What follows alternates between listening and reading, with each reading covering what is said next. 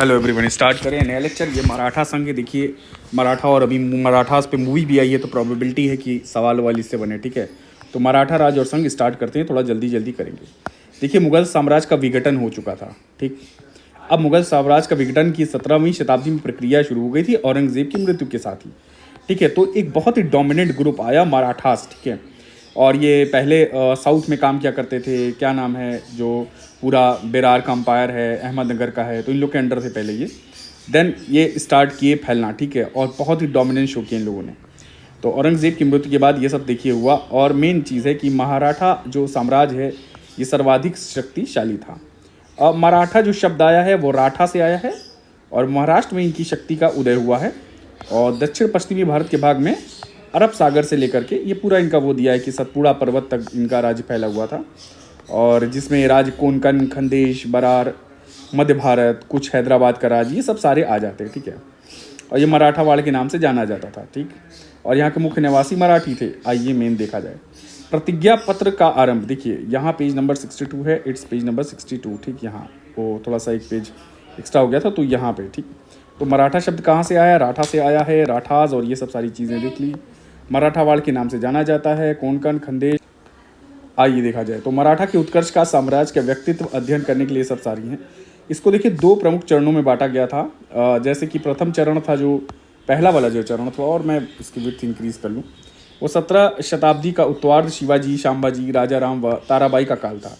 तो 17वीं शताब्दी वाला जो काल था वो शिवाजी, शांबाजी, राजा राम और ताराबाई जी का काल। और दूसरा जो है पेशवाओं का काल, जो पेशवा इन्हीं के अधीन शासन करते थे। तो ये राजा हो गए ये लोग, ताराबाई, शांबाजी, बट इनके जो पेशवा थे फिर इनका काल एक अलग आया, तो दो पार्ट टूटा है। तो पहले तो ये लोगों ने खुद रूल किया, फिर पेशवाओं के थ्रू रूल किया।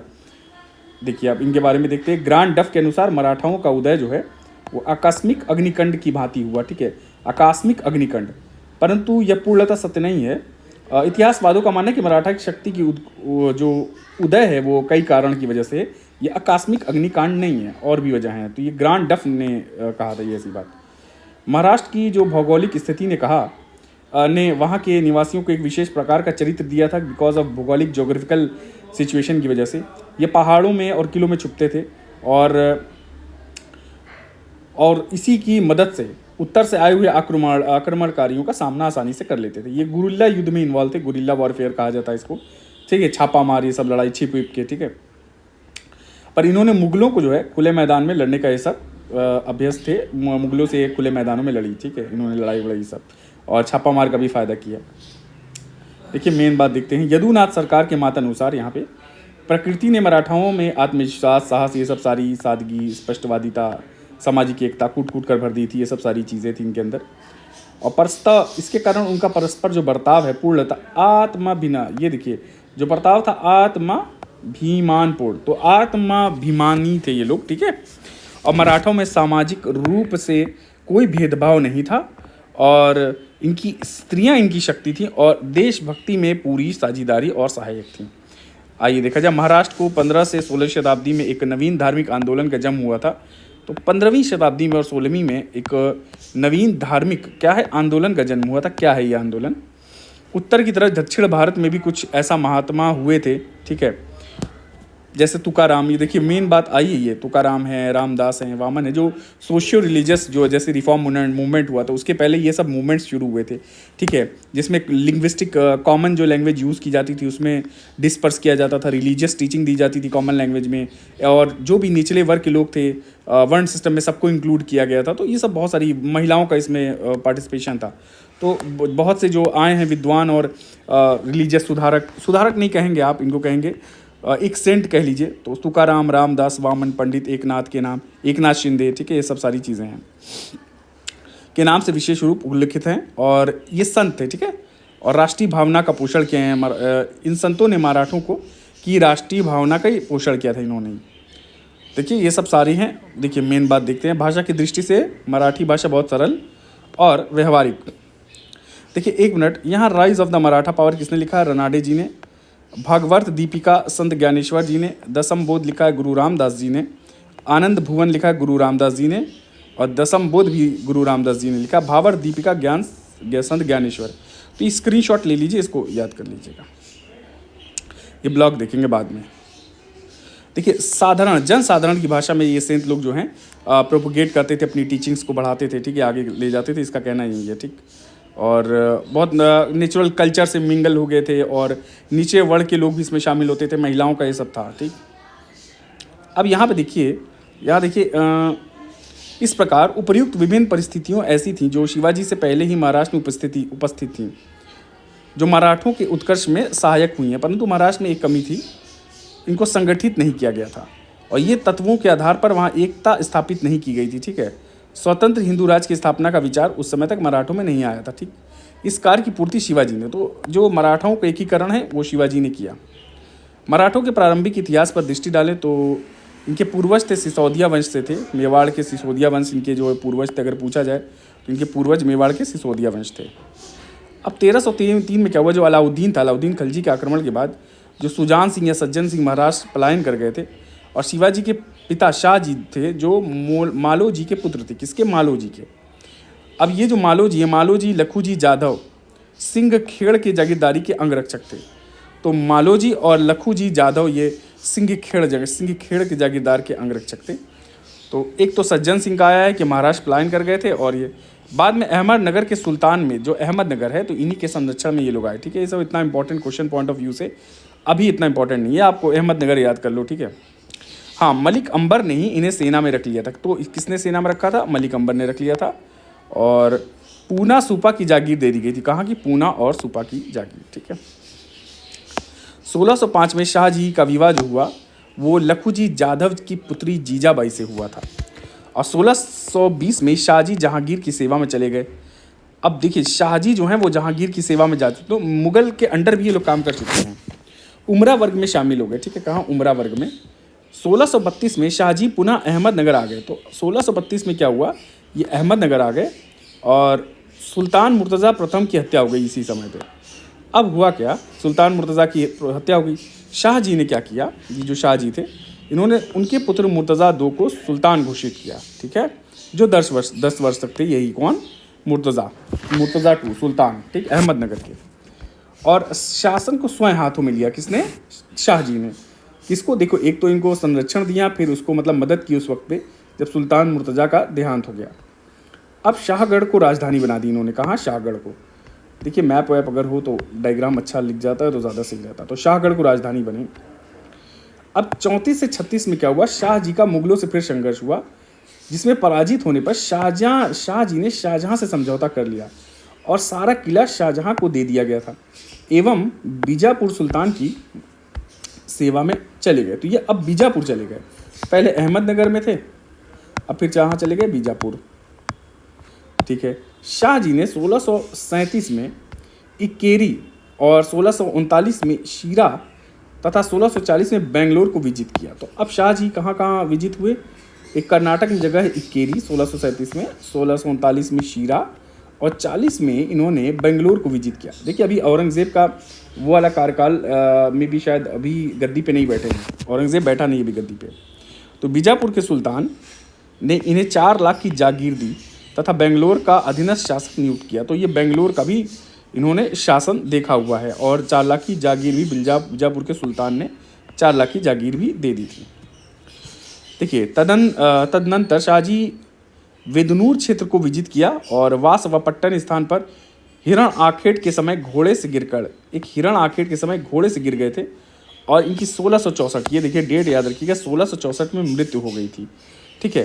कहाँ पे? वासपट्टन में। ये मेन इंपॉर्टेंट है, कहाँ मृत्यु? वासपट्टन में, घोड़े से गिरकर, ठीक है, शाहजी। फिर इसके पश्चात इनके पुत्र शिवाजी आए, शाहजी के पुत्र, और इनकी पूना और सुपा की छोटी सी जागीर दी गई शिवाजी को। अब बाप थे शाहजी।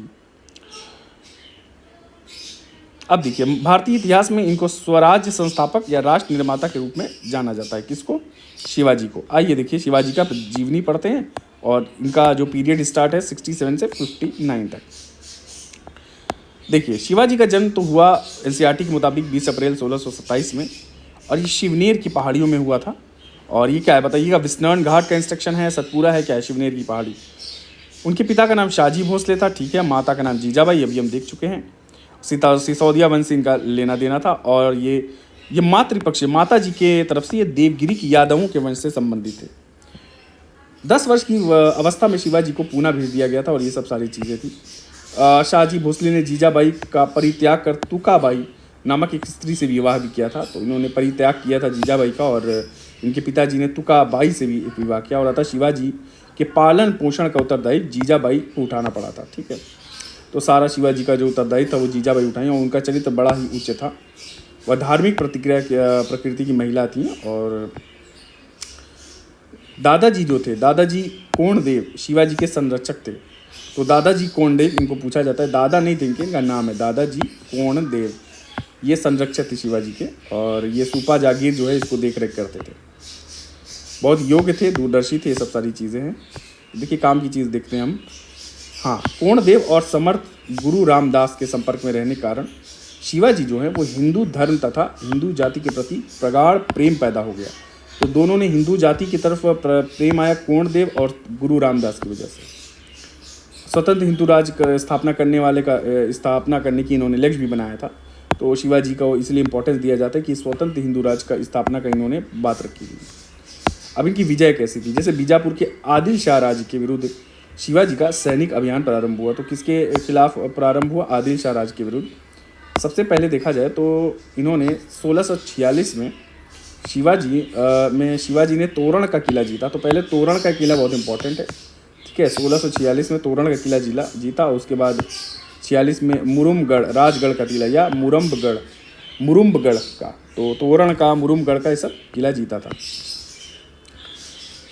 और प्रथम दुर्ग कई जगह सिंहगढ़ कहा गया है कि कई किताबों में, पुस्तकों में लिखा है कि ये सिंहगढ़ जीते थे पहले।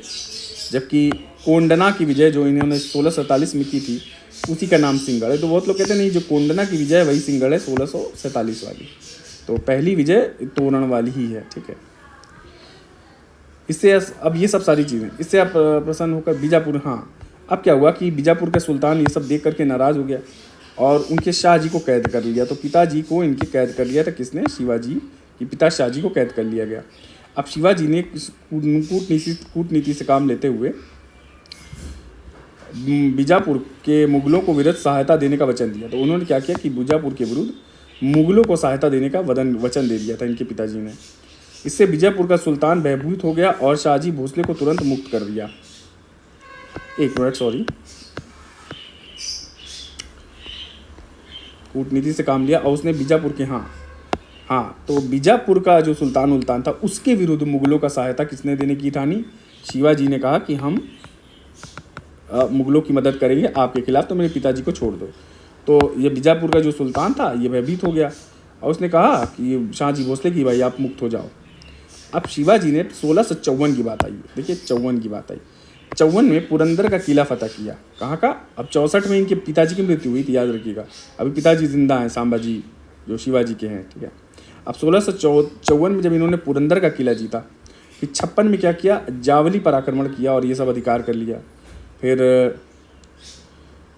दुर्ग पर यहाँ मराठा सरदार चंद्रराव मौर्य का अधिकार था, जिसने कुछ व्यक्ति को धन देकर वध कर दिया था, ठीक है। इस विजय के उपरांत देखिए, जब 1656 को जावली पर आक्रमण करके वहाँ के दुर्ग पर अधिकार कर लिया और दुर्ग पर जो मराठा सरदार है चंद्रराव मौर्य का अधिकार था, अब जिसका कुछ व्यक्तियों को धन देकर वध करवा दिया गया, ठीक है। कुछ पैसे वैसे दिए गए और लोग हैं, इन्होंने चंद्रराव मौर्य का जो दुर्ग को रक्षा कर रहे थे उनकी हत्या हो गई। अब इस विजय के उपरांत जब ये सब हुआ तो उसके राज्य के दक्षिण पश्चिम में विस्तार द्वार खुला। तो दक्षिण पश्चिम जो दक्षिणी पश्चिम है, साउथ वेस्ट, तो साउथ वेस्ट का जो विस्तार खुला वो कौन सा किला था? ये जावली का किला था। जावली पर आक्रमण हुआ था। इसी के बाद ये दक्षिण पश्चिम का द्वार, डेक्कन एक्सपीडिशन कह सकते हैं, डेक्कन जैसे गए थे, क्या नाम है, शाहजहाँ और ये लोग, तो डेक्कन एक्सपीडिशन शुरू हो गया। अब कोंकण प्रदेश की विजय 1657 में ही उत्तराधिकार का युद्ध छिड़ गया पर औरंगजेब जो है क्या हुआ? दक्षिण भाग गया, ठीक है। और शिवाजी को अपने राज विस्तार का अवसर मिल गया। अब शिवाजी को लगा हम अपना राज विस्तार कर लेंगे, क्योंकि इनका उत्तराधिकार का युद्ध चल रहा था, किसका? औरंगजेब के भाइयों वाला। अब 1657 में क्या हुआ? कोंकण प्रदेश के कल्याण, भिवंडी और माहुल के किलों को जीत लिया गया। कौन जीता? मराठा जीत गया, कोंकण, कल्याण, ये सब। और वहाँ अपना शासन स्थापित किया। कहाँ पे? भिवंडी महाराष्ट्र में है, कल्याण, माहुल, ये सब। अब कोंकण विजय से शिवाजी जो पश्चिमी समुद्र तट पर पहुँच गए, तो अब तट मिलने लगा उन्हें और नौसेना का यहाँ इन्होंने निर्माण करा दिया। और उन्होंने कोंकण प्रदेश के कल्याण और भिवंडी नगरों में नौसेना का अड्डा बनाया। तो देखिए मराठा का नौसेना का अड्डा था कल्याण और भिवंडी, ये याद रखिएगा, ये इंपॉर्टेंट है, क्वेश्चन बन सकता है। कोंकण क्षेत्र में ही जंजीरा के सीधियों का राज्य था।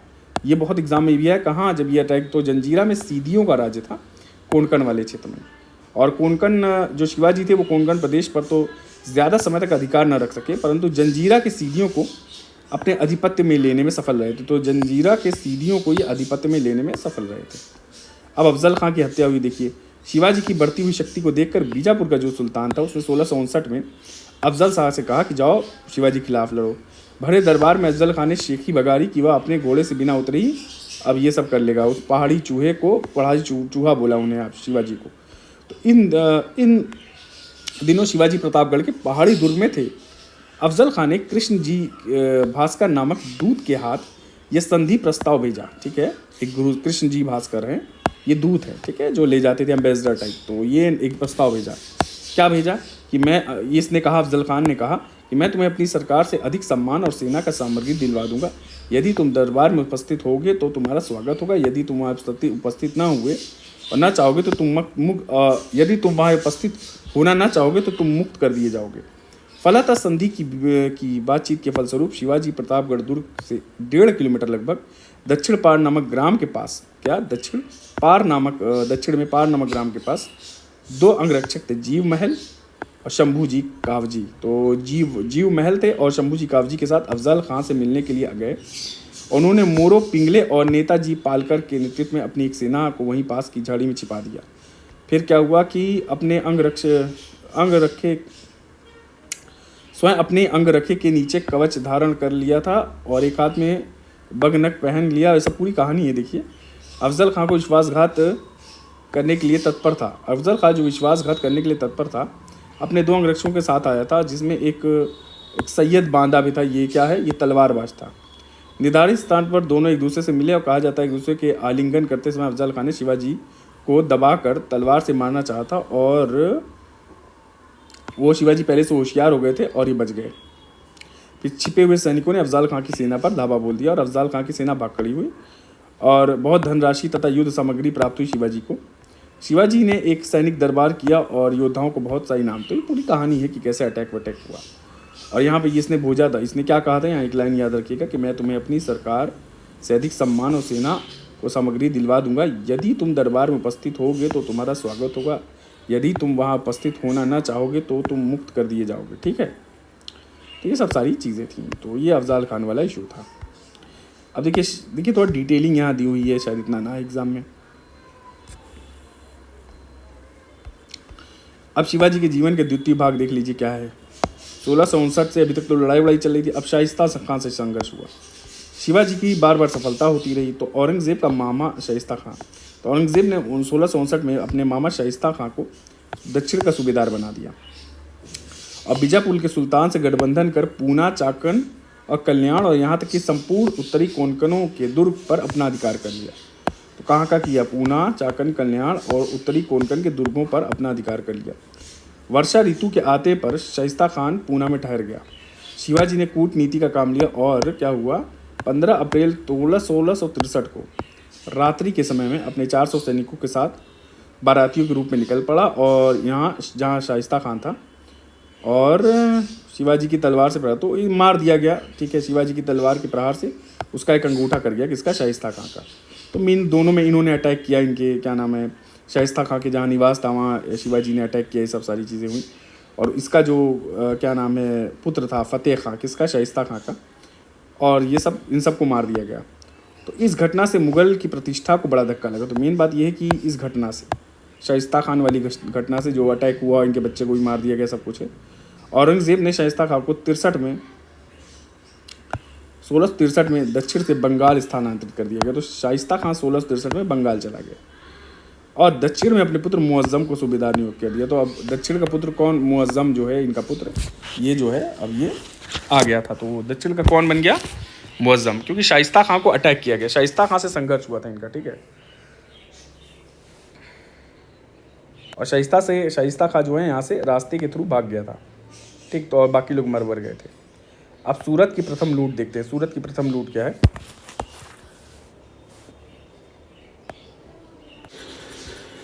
तो सूरत की प्रथम लूट देखते हैं। चलिए क्या है सूरत की प्रथम लूट। देखिए शाइस्ता खां है, इसको परास्त करने के बाद जो है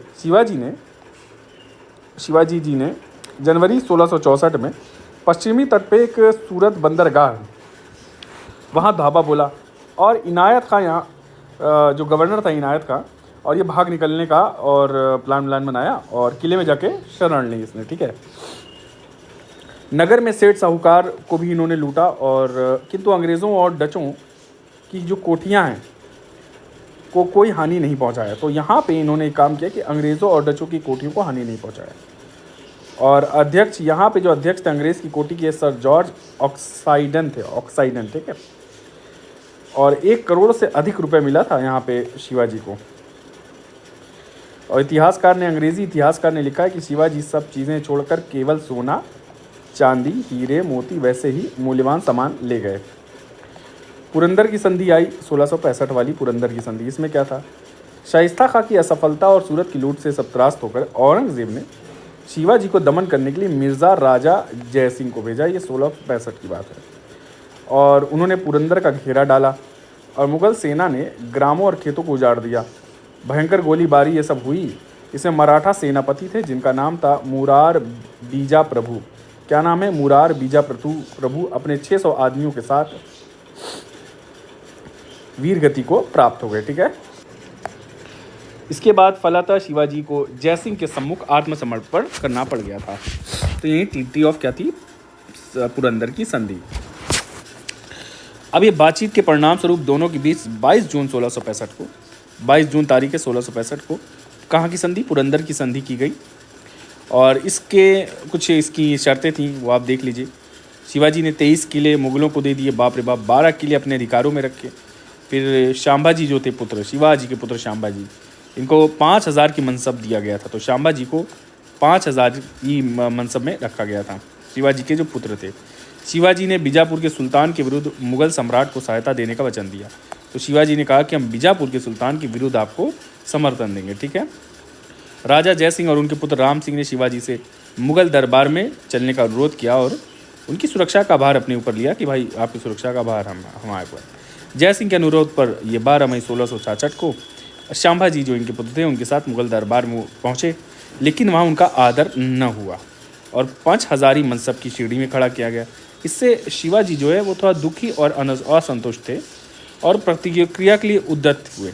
उन्होंने भरे दरबार में जयसिंह को बुलाया और कहा, भला बुरा कहा जयसिंह को। और ये दोनों ने फलतः शिवाजी और उनके पुत्र शांबाजी को राम सिंह के निवास स्थान जयपुर महल आगरा में बंदी बना लिया गया। तो राम सिंह के निवास स्थान जयपुर में आगरा में जो जयपुर महल है, ये आगरा में है जयपुर महल, यहाँ बंदी बना लिया गया।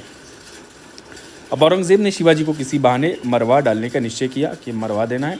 तो शिवाजी ने कैद से मुक्ति पाने के लिए एक बीमारी का बहाना किया और किसी तरह से वहाँ से भाग गए। ठीक है, देखिए यहाँ पे देखिए शिवाजी ने अपने बिस्तर पर लिटाकर अपने पुत्र शिंबाजी के साथ अलग अलग टोकरियों में बैठकर, देखिए पूरी प्लानिंग थी कैसे भागे, तो इतना ये नहीं पूछेगा। ठीक है, तो भागने में क्या है, पहले वो मथुरा गए और वहाँ साधु का वेश धारण कर प्रयाग, काशी, गोंडवाना, गोलकुंडा होते हुए देखिए रायगढ़ पहुँचे। तो अल्टीमेट स्थान 1666 को 15 सितंबर को ये पहुँच गए रायगढ़। ठीक है, और प्रयागराज गए, काशी गए, गोंडवाना, गोलकुंडा, तो साधु का वेश धारण किया था मथुरा में। फिर इसी प्रकार जो शिवाजी हैं आगरा की यात्रा निरर्थक सिद्ध हुई थी और पर इनका इतिहास रोमांचक। देखिए 1668 की बात है कि दक्षिण के मुगल सूबेदार युवराज मुअज्जम ने से शिवाजी की जो है गजब संधि हुई। कौन सी संधि, गजब संधि हुई, शिवाजी से गजब संधि। ठीक है, गजब संधि हुई। संधि के प्रस्ताव को मानकर औरंगज़ेब ने शिवाजी को राजा की उपाधि प्रदान की थी और बीजापुर और गोलकुंडा से चौथ वसूलने का अधिकार दे दिया। तो बीजापुर और गोलकुंडा से चौथ वसूलने का अधिकार दिया था और शांबाजी को बरार का एक मनसब और जागीर प्रदान किया। तो जो शांबाजी हैं इनको बरार का एक मनसब और जागीर भी दिया गया था और बीजापुर और गोलकुंडा से चौथ जो टैक्स लेते हैं, चौथ वसूलने का ही अधिकार दे दिया गया। तो ये किसने दिया था, औरंगज़ेब ने। ठीक है, और शिवाजी को राजा की उपाधि भी इन्होंने ही दी थी, किसने, औरंगज़ेब ने। देन देखते हैं मुगलों से पुण्य संघर्ष जो क्या है। तो शिवाजी और मुगलों के बीच हुई संधि अधिक समय तक ये संधि चल नहीं सकी और 1670 से फिर से प्रारंभ हो गया लड़ाई वड़ाई इन लोग की। तो 1670 में उन्होंने कोंकण के मुग़ल फौजदार से कई दुर्ग छीन लिए। तो शिवाजी ने 1670 में कोंकण के जो मुग़ल सरदार हैं उनसे कई दुर्ग छीने और जो कि संधि द्वारा मुग़लों को मिल गए थे, ठीक है। और ये सब कुछ कथन वथन है, इतना वो नहीं पढ़ना है। देखिए धीरे धीरे क्या हुआ, पुरंदर तथा सिंहगढ़ के अतिरिक्त अन्य सभी दुर्ग, तो पुरंदर के सिंहगढ़ के सब दुर्ग उनका अधिकार वापस हो गया, ठीक है। और उन्होंने दक्षिण के मुग़ल प्रांतों से चौ तथा सरदेशी नामक कर वसूलना प्रारंभ कर दिया। तो देखिए सब इन्होंने जो भी अप्स एंड डाउन्स आए उसके बाद ये सिंहगढ़ आ गया इनके हाथ में और चौथ और फिर से सरदेशी मुख लेने लगे दक्षिण के मुग़ल प्रांतों से। फिर शिवाजी ने सिंहगढ़ लेने का प्रयास किया तथा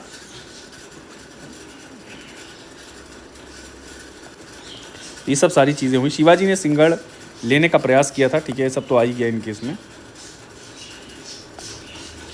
प्रयास किया तथा तानाजी के नेतृत्व में अर्धरात्रि के समय सिंहगढ़ पर आक्रमण किया। तो तानाजी ने अपने प्राणों का बलिदान देकर सिंहगढ़ पर मराठों का अधिकार स्थापित हो गया।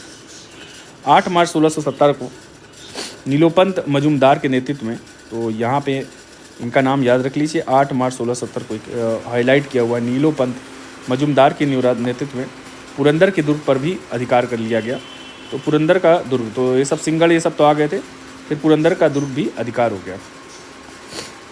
13 अक्टूबर 1670 में शिवाजी ने सूरत की दूसरी बार लूटा। तो 1670 में जो लूट थी वो दोबारा लूटा गया सूरत को, ठीक है। और यहाँ से पहले 1 करोड़ लगे थे, अब 66 लाख रुपए उन्हें मिला, ठीक है। लौट रहे थे जब यहाँ लूट करके, तो इनकी मुग़ल सेना से सामना हुआ और वहाँ दाऊद खां और इखलास खां के नेतृत्व में थी जो मुग़ल की सेना। तो मुग़ल सेना एक दाऊद खां था और इखलास खां, ठीक है। उनको बुरी तरह पराजित भी किया इन्होंने। और कंचन मंचन का दर्रा, इस युद्ध का स्थल था कंचन मंचन का दर्रा। क्या कंचन मंचन का दर्रा, जब गुजरात से लौट रहे थे, कहाँ से, गुजरात से दूसरी बार सेकंड टाइम होकर के लौट रहे, तो कंचन मंचन का दर्रा। इस युद्ध को वाणी डिंडोरी का भी युद्ध कहा जाता है, वाणी डिडोरी का युद्ध, ठीक है। वाणी डिडोरी का युद्ध कब, 1670 में जब लौट रहे थे, वाणी डिडोरी का युद्ध। 1671 में सलहेर पर भी उनका आधिपत्य हो गया। सलहेर एक जगह है, सलहेर। और मुग़ल सेनाओं ने मराठाओं का विनाश करने का अथक प्रयास किया किंतु वह निष्फल रहे। तो मुग़ल सेनाओं ने बहुत चाहा कि मराठा को विनाश कर दें वैसा, पर वो निष्फल रहे। देखिए और जगहें हैं कुछ, देख लीजिए। देखिए इन सब के एरिए वेरिए हैं। देखिए पूना है, थोड़ा सा मैं इसको बढ़ा दूँ, यहाँ पर देखिए ये सूरत हो गया, ये बेसिन है, सलसत है, जंजीरा है, रत्नागिरी है, दिग्घेरिया है, ठीक है, कारवाल है, भटकल है, सीरा। देखिए सीरा एक जगह हम लोगों ने पढ़ा था, सीरा, ठीक है। और ये देखिए यहाँ जिंजी है। और कुछ देखना है, अहमदनगर वाला एरिया यहाँ पे है, कल्याणी यहाँ पे, ये सब देखिए महाराष्ट्र में आएगा। देखिए अहमदनगर वाला है, औरंगाबाद है, ठीक है। ये एलोरा है, एलोरा वाली पहाड़ियाँ, तो ये डेक्कन प्लेट्यू आ गया फिर, ठीक है। ये वाला एक्सटेंशन हो गया वेस्टर्न घाट का, वेस्टर्न घाट का एक्सटेंशन हो गया, ठीक। देन कल्याणी और बीदर, ये सब तो कल्याणी ये लोग तो कर ही लिए थे। शिवनेर एक जगह इंपॉर्टेंट है, कल्याण है, ठीक है। तो ये सब जगह देख लीजिएगा, बहुत इंपॉर्टेंट है।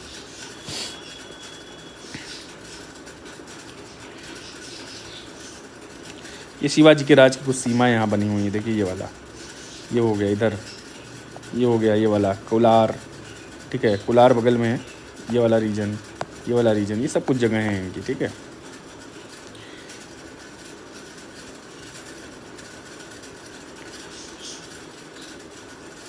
चलिए आइए देखा जाए। अब 1672 में देखते हैं क्या हुआ। सूरत पर शिवाजी की तीसरी बार छापा मारा हुआ। 72 में फिर गए 2 साल बाद और फिर धन वन प्राप्त करके आए। 1673 में उन्होंने पन्हाला के दुर्ग पर अधिकार किया। तो पन्हाला का दुर्ग 1673 में अधिकार कर लिया और जल सेना द्वारा वेदनूर के नरेश को अपनी अधीनता स्वीकार करवाई, ठीक है। कहा कि वेदनूर के नरेश को कहा कि भाई आप मेरे अधीन हो जाओ। और पन्हाला का दुर्ग, अभी पन्हाला का दुर्ग दिख नहीं रहा यहाँ पे, में भी होगा तो थोड़ा मुझे डिटेल में से देखना पड़ेगा। चलिए आइए आगे देखा जाए।